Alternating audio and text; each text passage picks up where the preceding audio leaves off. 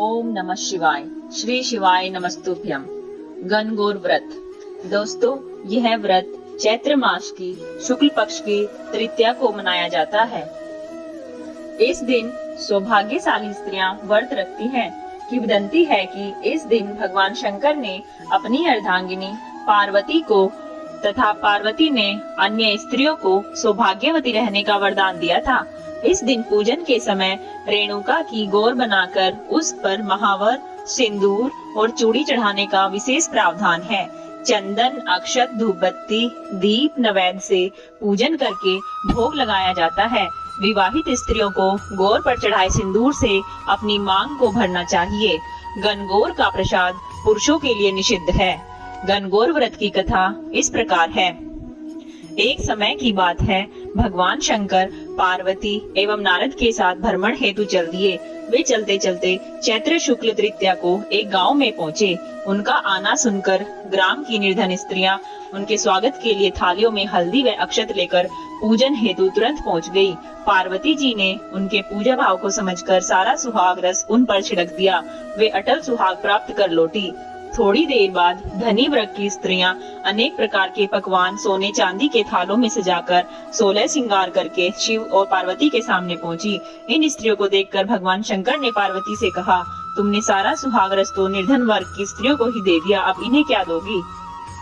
पार्वती जी बोली, प्राणनाथ, उन स्त्रियों को ऊपरी पदार्थों से निर्मित रस दिया है, इसलिए उनका सुहाग धोती से रहेगा, किंतु मैं इन धनी वर्ग की स्त्रियों को अपनी उंगली चीरकर रक्त का सुहाग रस दूंगी। इससे वो मेरे समान सौभाग्यवती हो जाएंगी।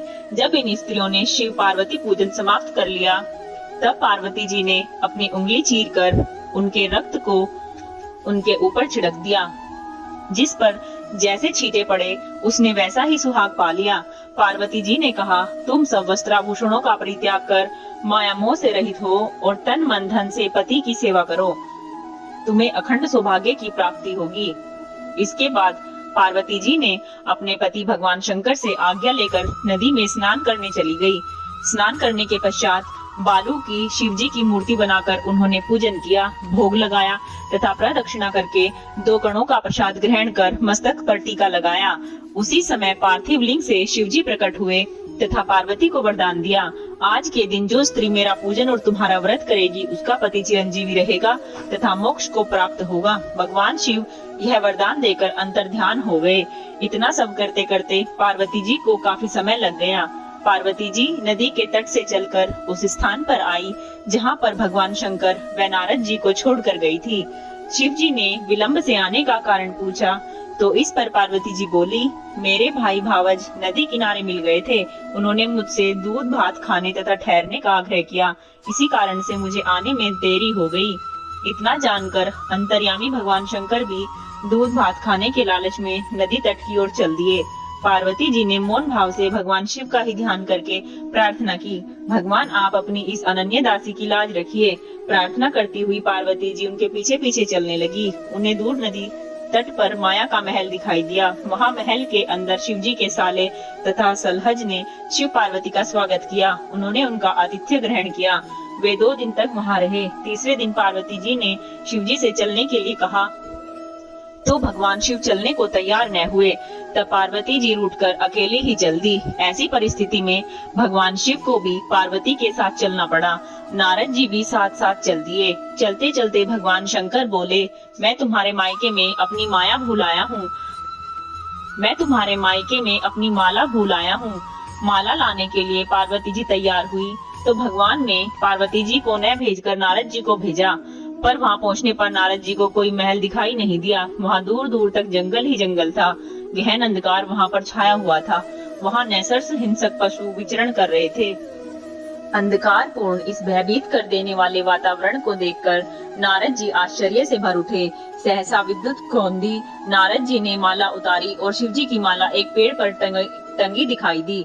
नारद जी को शिव जी के पास पहुंचकर यात्रा की अपनी विपत्ति का आधोपांत वर्णन कह सुनाया।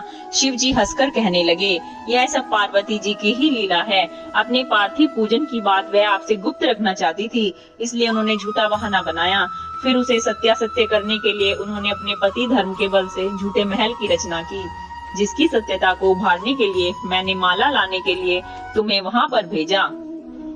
इस पर पार्वती जी बोली, मैं किस योग्य हूँ, यह सब तो आपकी ही कृपा है।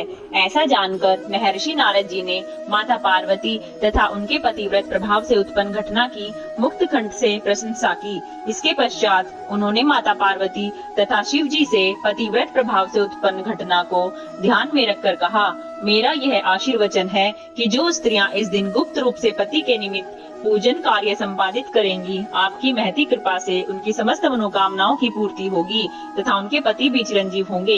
यह कहने के उपरांत नारद जी ने उन्हें प्रणाम करके देवलोक को चले गए। प्रसन्न मुद्रा में शिव पार्वती ने भी कैलाश की ओर प्रस्थान किया। जानकी सीता जी ने भी माता पार्वती की पूजा करके मनवांछित वर प्राप्त किया था। चूंकि पार्वती जी ने यह व्रत छिपाकर किया था, अतः उसी परंपरा के अनुसार आज भी स्त्रियां इसे छिपाकर ही करती हैं और पूजन के अवसर पर पुरुष कभी उपस्थित नहीं होते। ओम नमः शिवाय। श्री शिवाय नमस्तुभ्यम।